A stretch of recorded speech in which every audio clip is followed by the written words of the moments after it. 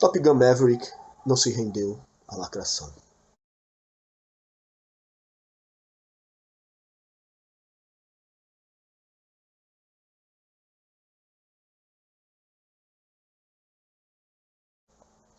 Paz do Senhor, meus irmãos. Como é de conhecimento público, sabemos que a agenda progressista, a agenda lacradora, tem se infiltrado em todos os meios de comunicação. Cinema, teatro, televisão, revistas e inclusive HQs. Sabemos que o intuito da agenda progressista, da agenda lacradora, é fazer o quê? É nos empurrar goela abaixo a sua maneira de pensar, de maneira com que nós sejamos obrigados, por não ter outros concorrentes para vermos, nós sermos obrigados a ver e gostar e aplicar em nossa vida aquilo que eles querem que nós sigamos segundo a sua agenda. Personagens históricos de HQs, de cinema, têm sua origem deturpada, têm a sua existência deturpada e modificada ao bel prazer desses escritores e roteiristas progressivos. Eu vou dar alguns exemplos. Tim Drake, que é o terceiro Robin. Primeiro Robin foi Dick Grayson, o segundo Robin foi Jason Todd, que foi morto pelo Coringa, o terceiro Robin, Dick Grayson, Tim Drake. Tim Drake sempre foi um personagem hétero, sempre foi um personagem namorador, namorou Stephen Brown, inclusive, nos últimos anos, e pela agenda progressista, agora, ele se assumiu um bissexual. Jonathan Kent. Jonathan Kent é o filho de Superman, de Clark Kent, né? Superman e Lois Lane. Jonathan Kent, ele ficou famoso nas HQs porque ele fez uma parceria com o Damian Wayne, o filho de Bruce Wayne, do Batman, com Talia al Ghul, que é a filha de Ra's al Ghul, um grande inimigo do Batman. E essas duas crianças, elas foram crescendo, foram passando esses anos ali, entre 7, 8, 9 anos, e os dois filhos, um do filho do Batman, um filho do Super-Homem, eles foram tendo mostradas nas páginas das HQ as suas diferenças, assim como seus pais, que são grandes amigos, têm diferenças gritantes entre eles, entre suas metodologias de ação, de combate ao crime, tudo isso.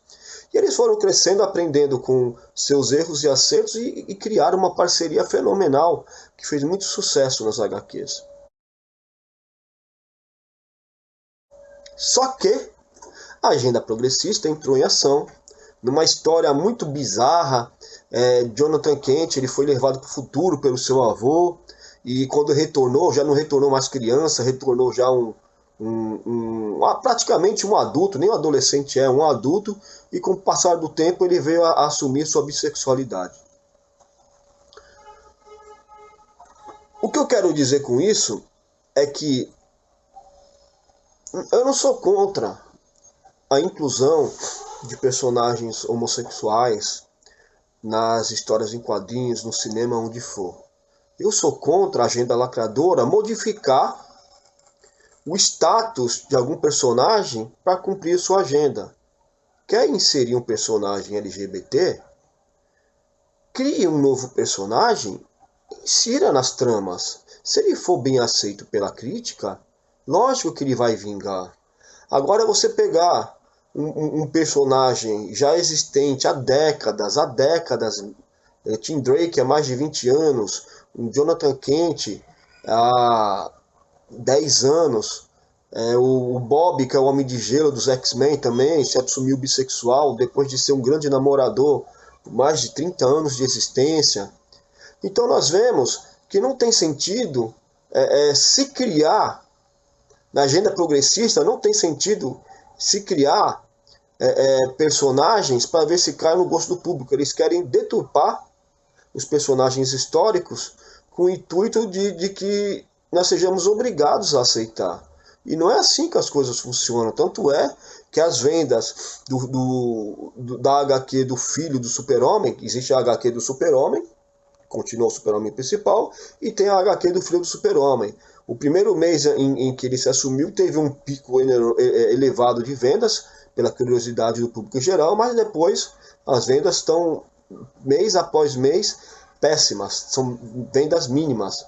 Então existe um velho ditado que diz que quem lacra não lucra. Isso é verdade. Minha opinião, quer inserir personagens LGBT ou qualquer outro tipo de personagem, criem personagens novos e insiram nas tramas com boas histórias, não modifiquem aqueles já existentes. E essa agenda lacradora, ela está muito encurtida, principalmente no cinema também. Se nós pararmos para lembrar, eu peguei uma época de ouro do cinema, a década de 80, nós vamos ver que na década de 80 sempre houveram personagens femininas que eram personagens principais e fortes de suas histórias. Nós temos a Ripley, do Alien, o Oitavo Passageiro, Alien, não me recordo agora o nome do segundo filme. Nós temos a Sarah Connor, do Exterminador Futuro, que era a personagem principal, uma mulher guerreira, forte, combatente, e que ela está marcada, as duas estão marcadas na história do cinema mundial. Temos a Lara Croft e tantas outras, Mulher Maravilha, temos tantas outras personagens mulheres que são personagens principais dos seus filmes. Mas a agenda lacradora está fazendo o quê? Com que as histórias, podemos dizer que os clássicos do cinema moderno têm os seus personagens deturpados, perdendo a importância masculina dele, querendo fazer com que personagens femininas se insiram nessas tramas, diminuam a popularidade dos homens, peguem o papel principal e queiram fazer com que essa franquia seja alavancada através da polêmica. Exemplo claro, o último Exterminador do Futuro. Mexeram de forma tão bagunçada na trama que mataram John Connor, que ele era, junto com Sarah Connor, a personagem principal, criaram uma nova linha de tempo, com uma nova personagem feminina, e toda a trama da história foi baseada no quê? Nas 4 mulheres que viriam a lutar contra o apocalipse gerado pela guerra com as máquinas, e que seria a Sarah Connor ainda, e mais 2, na verdade, personagens femininas que seriam um elenco de apoio. Uma nova Sarah Connor, né? Que ela não seria, tudo leva aqui que ela seria uma nova John Connor, mas não, ela seria uma nova Sarah Connor e uma humana modificada geneticamente, que seria a protetora dessa nova, entre aspas, Messias, né? Dessa história de ficção. E nós vimos que as bilheterias massacraram o filme, pela sua história em si e pelo fato de ter deturpado tanto a franquia, matando o seu personagem principal. Matrix, esse último Matrix, pelo amor de Deus, que filme ruim. Que filme ruim. Sabemos que a trilogia original de Matrix foi escrita por dois irmãos escritores que, com o passar do tempo, né, assumiram sua transexualidade, e muitos dos 2 últimos filmes eles quiseram inserir a sua história, a sua luta de vida, tudo isso. E esse terceiro, e esse último, né, que é o quarto Matrix, pelo amor de Deus, eles desconstruíram totalmente a história do que é o filme Matrix, tiraram todo o protagonismo do Neo, e no final jogaram um protagonismo não existente, que não existia na trilogia, não existia na profecia sobre o eleito, o Neo, que seria o libertador, né? O filme é baseado na profecia sobre o Neo. E esse novo filme da franquia, eles tiram todo o protagonismo do Neo. O Neo, um personagem fraco, secundário, você fica até com raiva de ver ele na tela, e joga um final que nos deixa de queixo caído, em que eles mexeram no programa em si, equilibrando a importância da Trinity com o Neo e fazendo com que ela fosse mais poderosa do que ele. Entendemos, nós já sabemos pela trilogia original que a Trinity ela era tão importante como o Neo, ela era seu par romântico, ela tinha uma das melhores cenas de ação do filme, era com ela também. Não precisava mexer na essência do que é o filme. Então tentaram lacrar em cima desse filme e bilheteria lá para baixo. A nova trilogia do Star Wars, meu Deus do céu, a desconstrução do que foi a história do Jedi, fazendo um Luke Skywalker fraco, medroso, pelo amor de Deus. Uma história bizarra sobre a Rey, como uma Jedi que não precisa de treinamento, que ela por si só ela já conseguiria fazer o uso da força, algo que o Luke Skywalker passou um tempo treinando com o Yoda. E nós vemos que nessa lacração, né, nesse sentido de querer menosprezar os personagens masculinos, engrandecer os femininos, o feminino, nós vemos que quem lacra não lucra. Foi prejuízo atrás de prejuízo. E o filme é ruim. Veja bem, meus irmãos, veja bem, minhas irmãs, não estou falando que não é para ver filmes com personagens femininos protagonistas. Tem de haver sim, mas tem que ser boas histórias. Criem personagens novos, não deturpem os personagens antigos. Agora voltamos ao assunto aqui do filme, Top Gun Maverick, que não se rendeu à lacração. Um filme derivado do Top Gun original, Asas Indomáveis, de 36 anos atrás, protagonista Tom Cruise. Que ele foi agora, esse Top Gun Maverick, aclamado pelo público, aclamado pela bilheteria, está brigando para ser a segunda ou a primeira bilheteria mundial, perdendo no momento somente para Doutor Estranho, mas já está possivelmente passando daqui a um mês a bilheteria mundial. E foi um filme que não se rendeu à lacrosfera, à lacração. É um filme que se manteve o quê? Fiel à obra original. E nesse movimento de ser fiel à obra original, ele alcançou o quê? Ele alcançou o amor dos verdadeiros fãs pela obra original e o amor dos novos fãs que queriam ver o quê? Em um filme de guerra de avião, eles querem ver guerra de avião.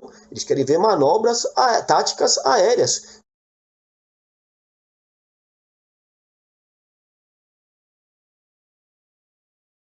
Não querem ver lacração. Só que a mídia especializada, pelo amor de Deus, olha só o que eles falaram. Que o filme faz ode à testosterona, que ignora qualquer aceno ao feminismo, sendo que ele faz uma grande honra às mulheres. No primeiro Top Gun, da década de 80, na Força Aérea Americana, não existiam pilotos mulheres, ou pilotas, não sei como é que se fala. Então, o protagonismo que existia naquela época da parte feminina era o par romântico de Tom Cruise. Agora, em Top Gun Maverick, pelo contrário, ele faz um aceno e uma homenagem ao poderio feminino, sem lacração, fazendo com que na principal equipe, dentro da equipe dos Top Guns, existisse um piloto feminino, ou uma pilota. Novamente, eu não sei como é que se fala. Então, nós vemos que para um filme ser bom, não precisa mudar o status do personagem, não precisa mudar a sua identidade sexual, não precisa rebaixar o masculino em detrimento ao feminino, e não ao feminino do lado bom, ao feminino ligado ao feminismo no lado ruim. E Top Gun Maverick não se rendeu a isso.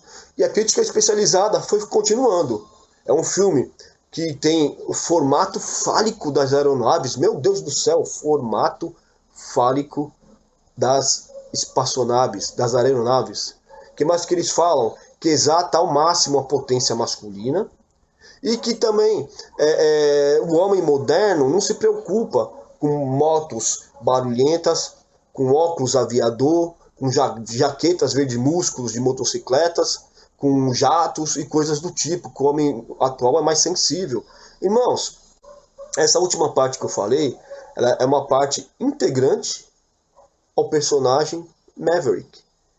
Ele, desde o primeiro filme, usava jaqueta de couro, óculos aviador, andava uma Kawasaki ou Suzuki, me corrijam se eu estiver errado, acho que era uma Kawasaki, muito bonita. E lógico, se ele é piloto, ele vai pilotar a aeronave. Acabou. E a mídia especializada não pode, o homem é sensível, não tem essa de homem sensível. O homem pode sim, até ter uma sensibilidade também, não estou falando nada disso. Mas o que eu quero dizer com esse vídeo é que nós temos que ter o pleno conhecimento de que existe um movimento lacrador na cultura em geral.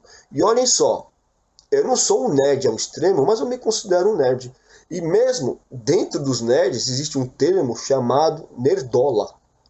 O que é o nerdola? São os nerds que são praticantes da agenda lacradora, chamando os nerds que não compactuam com isso de maneira pejorativa como nerdola. Eu sou um nerdola. Eu sou um nerdola. Então, meus irmãos, não nos dobremos pelo pensamento no mundo, mas vamos nos renovar pela palavra do Senhor. Deus abençoe a todos. Até mais. Observação.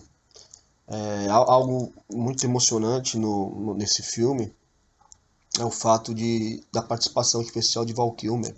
Val Kilmer, ele é o Iceman do primeiro filme, e durante muitos anos depois, né, de Top Gun, As Indomáveis, ele fez vários filmes de comédia, vários filmes sérios, excelente ator, mas ele apresentou um câncer muito grave na garganta, né?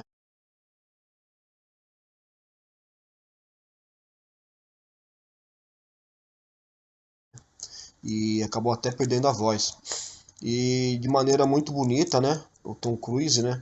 Que é o responsável por esse Top Gun Maverick, faz uma homenagem a ele com a participação especial dele muito comovente mesmo, é daquelas participações, daqueles momentos em que nós homens suamos pelos olhos.